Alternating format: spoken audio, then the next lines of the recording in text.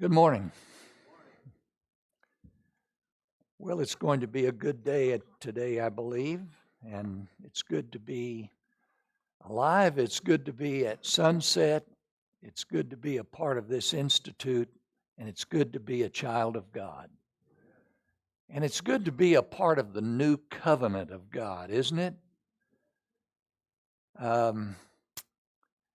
Years ago, several thousand years ago, when the words on your screen behind me were spoken by Jesus, the background spoken by Moses, the background for what Jesus said to a young man in his day, when those words were spoken, have you ever wondered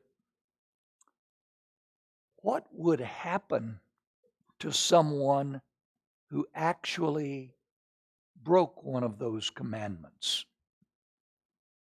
Back in the days of Moses, well, they didn't have prisons, apparently, in the wilderness, maybe not even in the promised land. Think about the judicial system in the Old Testament. There was corporal punishment. The old Hebrew 40 stripes minus one or two, just in case you miscount. Sometimes, as Miriam was in the wilderness, sometimes folks were expelled from the community for a while, kind of put out at beyond the edge of the camp where there was danger from all kinds of things, either marauders, robbers, wild animals. It's kind of a fearful thing not to be a part of the community of God. And at times there were financial payments required. If someone did something and it caused a financial burden on the person that they committed a crime against, then they had to pay back. But they didn't just pay back what they stole, they had to pay back 4 times what they stole. So sometimes it was financial, but in many, many cases, it was capital punishment. When being expelled from the community wasn't enough, when corporal punishment didn't work, when financial payments were not sufficient, then capital punishment was instituted. That was kind of the judicial system in the Old Testament. You shall not bear false witness against your neighbor. It was a dangerous thing to do that. It was dangerous for the people that you committed that sin against. But we're going to find out that it was also a dangerous thing for the person who did it. Well, the false witness lie itself was wrong and condemned by God, but there was often a malicious intent. Some ulterior motives sometimes accompanied this false witness. Violation of other commandments were often kind of behind the lie and accompanied the lie and the false witness. Stealing, adultery, coveting, even murder. The false witness prohibition can't be isolated to just that one command, because it seems to encompass a lot of other things. Maybe that's why Jesus included some of those other things as he talked about to the rich young man, as he talked about these commandments that all seem to be in a group. Well, as Jesus repeated that commandment, not just to the rich young man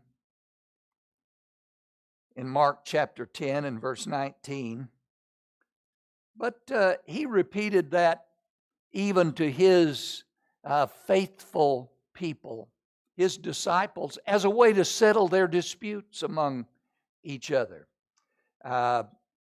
He says if you have something against your brother, go and sit down with your brother and the two of you try to come to an agreement. But if you can't, then Jesus says, take two or more with you, that at the mouth of two or three witnesses every fact may be confirmed. The idea of false witnessing and everything being confirmed by two or three witnesses, not just one, was woven all through the law of God and the Old Testament, and even carried over into the teachings of Jesus. And as we'll see, it's going to be carried over into the church today. It's one of the things that God hates and considers abominable. This business of lying, false witnessing against our neighbor. In Proverbs chapter 6, says there's 6 things the Lord hates. Yes, 7 are an abomination to him. Haughty eyes, a lying tongue, hands that shed innocent blood, a heart that devises wicked plans, feet that run rapidly to evil, and a false witness who utters lies, and the one who spreads strife among his brothers. Why do you suppose this idea of a false witness, why is that so abhorrent to God? Why is it such a big deal in the Old Testament? Maybe there are some reasons for that. Well, it's enough that God said it, right? But look behind that a little bit. Truth is important to God, isn't it? It's important to God. It always has been, because God is the God of truth. Psalm 31 and verse 5. In Proverbs 12:17, it says, a truthful witness gives honest testimony, but a false witness tells lies. In Proverbs 12:19, it says, truthful lips endure forever, but a lying tongue lasts only a moment. Proverbs 14:5 says, a truthful witness does not deceive, but a false witness pours out lies. And in Proverbs 14:25, it says, a truthful witness saves lives. Now we're going to find out how important that is to this whole business of witnessing. A truthful witness saves lives, but a false witness is deceitful. If the law of God is to mean anything, I mean the laws that God gave to Moses and other prophets in the Old Testament as they spoke for God, if that is to mean anything, then truth has to be upheld. Truth is important in the Old Testament. It's going to be important in the New Covenant as well, isn't it? Justice is important. And that's a part of this whole equation of witnessing and false witness and true witness. Justice, the justice of God. God is a God of justice. Yahweh is a God of justice. For the Lord loves justice, according to Psalm 37 and verse 28. In fact, Psalm 89 and verse 14 says, righteousness and justice are the foundation of God's throne. But a corrupt witness makes a mockery of justice, according to Proverbs 19 and verse 28. Therefore, that false witness is making a mockery of the very nature of God, making a mockery of His throne, because He's enthroned in justice. In Isaiah 29 and verse 21, it says, "Those who with a word make a man out to be guilty, who ensnare the defender in court, and with false testimony deprive the innocent of justice." Well, that just has to be abhorrent to God, because God is the God of justice.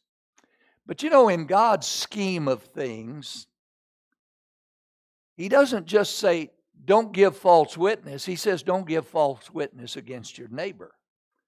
Because in God's mind, neighbors, your community, your fellow Christian, your fellow Hebrew in the Old Testament, your neighbor is important to God.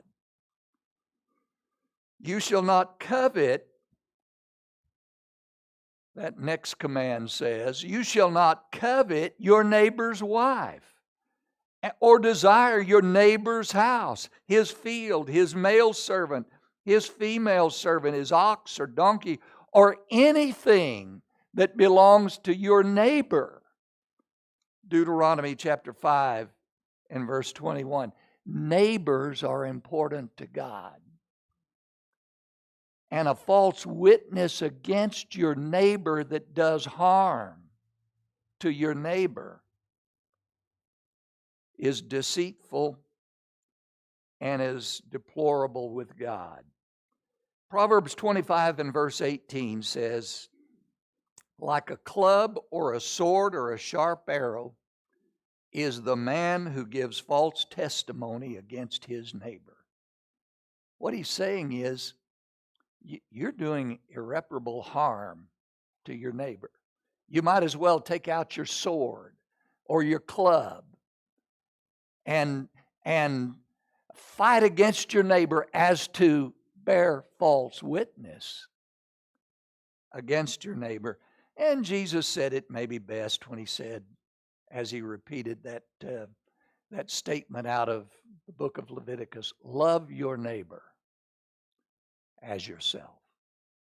If you love your neighbor, you're not going to bear false witness against your neighbor.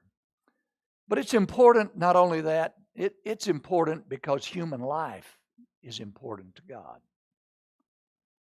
False testimony just flat endangered lives in the Old Testament. But we're going to find out it endangered lives in the New Testament as well. And the truth is, false testimony can sometimes endanger lives today. And it can certainly ruin a lot of lives. Lying against our neighbor, testifying against our fellow Christians, with something that might not even be true.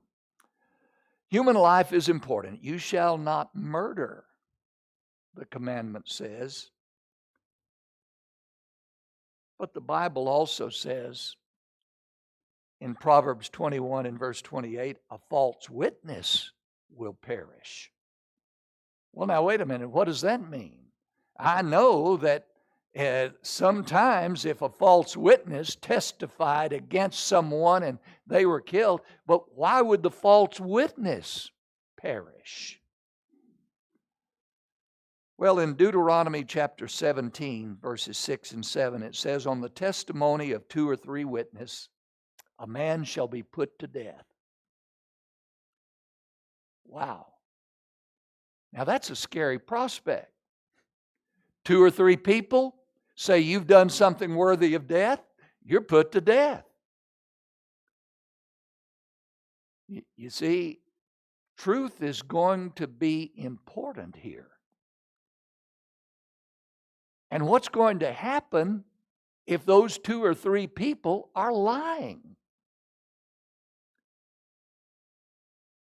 It says the hands of the witness. No one's going to be put to death, by the way, with just one witness. It takes 2 or 3 witnesses. But the hands of the witnesses must be the first in putting that person to death.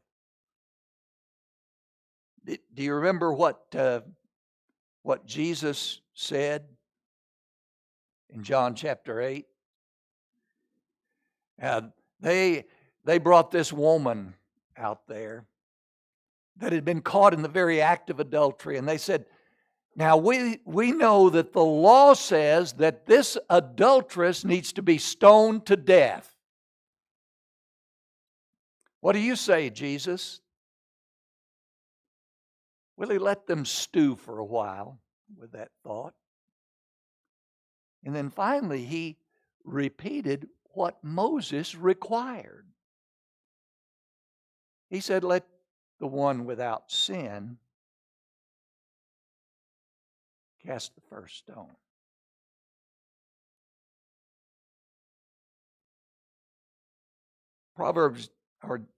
Deuteronomy chapter 19 says, if a malicious witness takes the stand to accuse a man of a crime, the two men involved in the dispute must stand in the presence of the Lord. And if the witness proves to be a liar, giving false testimony against his brother, then do to him as he intended to do to his brother. So if it was shown that a false witness was lying about a capital murder offense, what happened to the false witness? The false witness was put to death. And the one that was accused falsely is set free. That's the justice of God. There are a few case studies in the Old Testament and the New Testament about the tragedy caused by false witnessing. You're familiar with Naboth's vineyard. Ahab coveted that vineyard. He had everything except Naboth's vineyard, and he wanted it. And he pouted until Jezebel, his wife, told him how to get it. In fact, she arranged the whole thing. She brought in scoundrels. 2 scoundrels came and sat opposite him and brought charges against Naboth before the people, saying, Naboth has cursed God and the king. So they took him outside the city and stoned him to death. And then she had all of the relatives killed so that Ahab could have his vineyard. Do you remember what the prophet said to Naboth?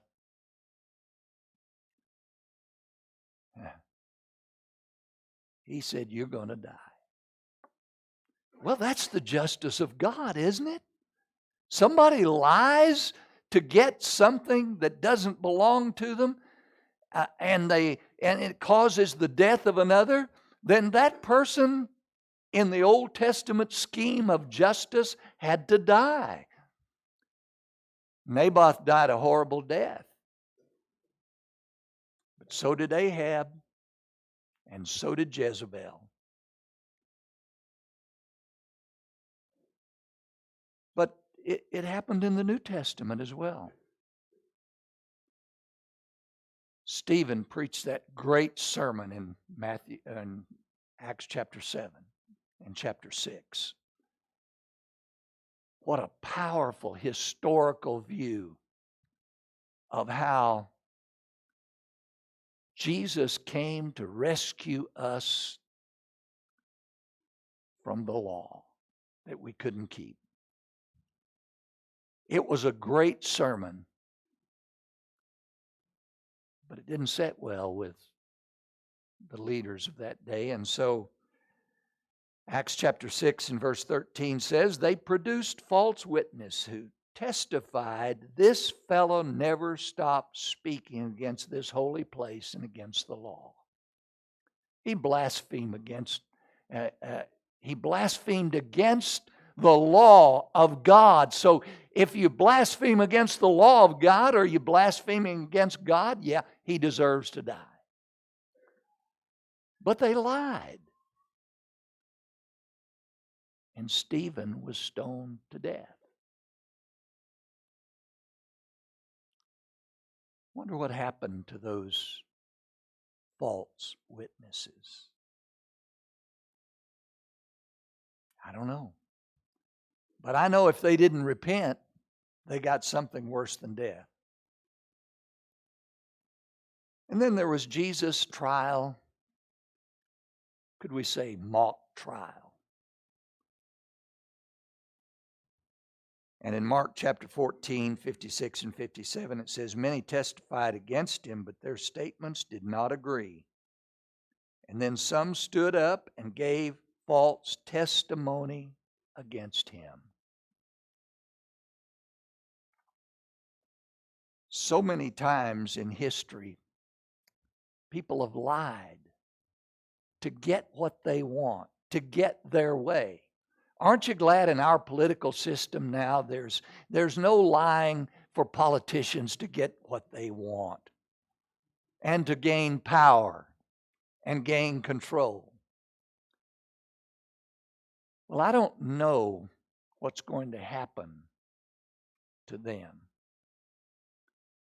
And I don't know what's going to happen to some of the people that maybe we don't see getting justice and getting what they deserve at the moment. But we know that the God of justice will bring all of these things to bear at the right time. I think there's some important applications to make. Truth is vital. It was vital in the Old Testament. It's vital today. Can we be believed when we preach and teach the gospel of Jesus Christ? Do we have authenticity? Well, it's important that we be people who do not bear false testimony, who do not lie, even about small things, so that when it comes to the big thing, the message of truth, of the gospel, will have credibility. Truth is important. In John 8, verses 17 and 18, Jesus said, in your own law it is written, by the testimony of two men, there is validity.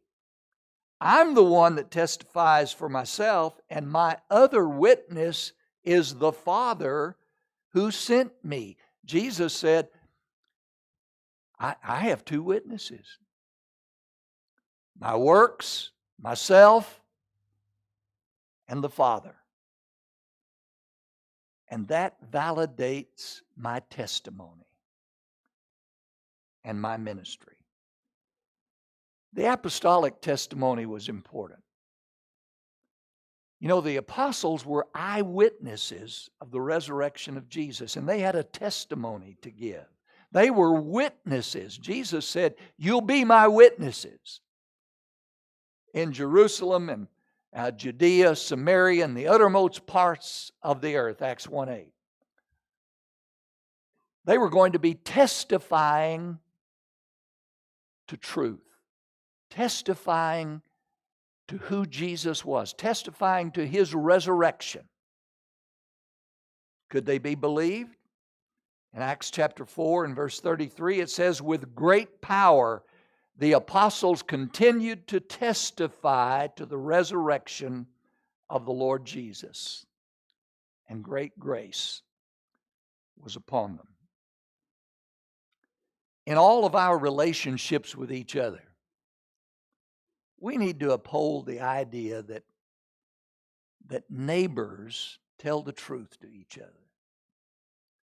That people in the community of God respect each other enough. That we don't bear tales and slander and lie about each other, but we tell the truth. In Christian relationships, Ephesians 4:25 says, therefore each of you must put off falsehood and speak truthfully to his neighbor, For we are all members of one body. We just speak the truth. We speak the truth in love, according to Ephesians 4:15. And we still hold to the idea that it may take more than one testimony to prove that something is true, particularly if you're accusing someone of something.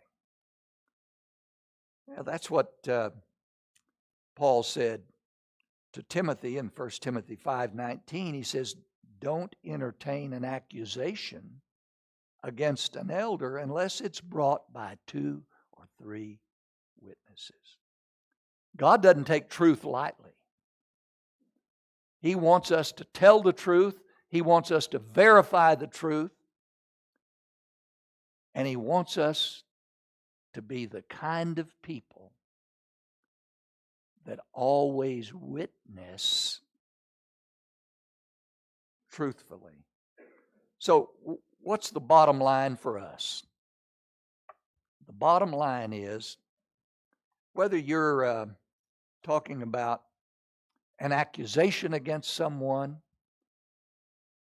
or you're just talking to someone, tell the truth.